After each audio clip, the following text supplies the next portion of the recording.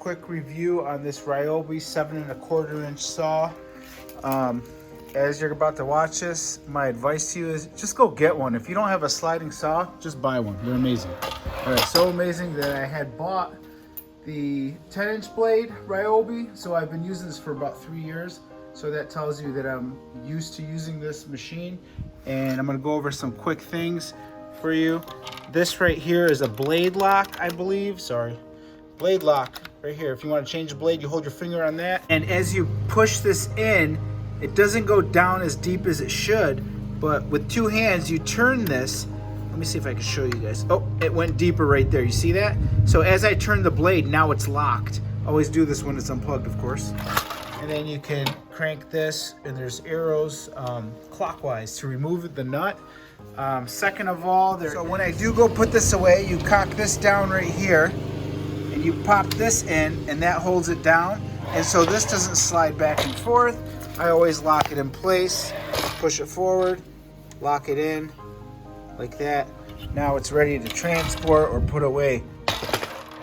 Safety switch here, right here, you see this one? And the other one, it doesn't have that. I believe this was a laser. Oh, this one's got a light.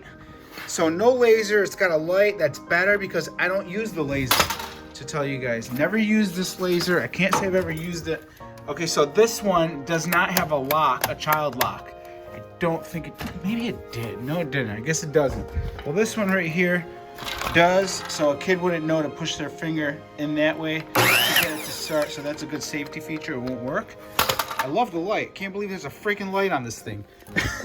That's awesome. All right, 17 pounds. Okay, I believe this one was maybe 30, or am I over exaggerating? I don't know the exact weight of that, but it's a lot heavier, and that's why I went to this, because having a light machine, easy to transport, and when do I ever need extra thickness where I'm cutting like a 4x4? Usually you're cutting 2x4 or slab, and this has a nice slide on it. I don't know exactly what the freaking slide, I'll measure this. So I don't remember what it was, but it looks like almost 12 inches here. 11 inches where it comes down and slides forward. Okay. And then over here, let me just measure my other one for you guys just in case. I got 14 inches on this other machine here, the 10-inch. All right, other things I'm going to talk about real quick, what this thing does. All right, so unlock this. You can put if you got a 2x4 and it's hanging over and you don't got something to put under it to lift it up, what you're going to do is put this down right here, lock it down, and it holds your piece of wood so you don't have to do that. All right, so when you're tilting this thing or moving it this way, let's go this way first. Unlock, cock this up, and then you can slide it down and cut your 45s if you need to, and then you need to lock it. I guess you don't have to lock it, but it almost slides in place. Let me just show you guys.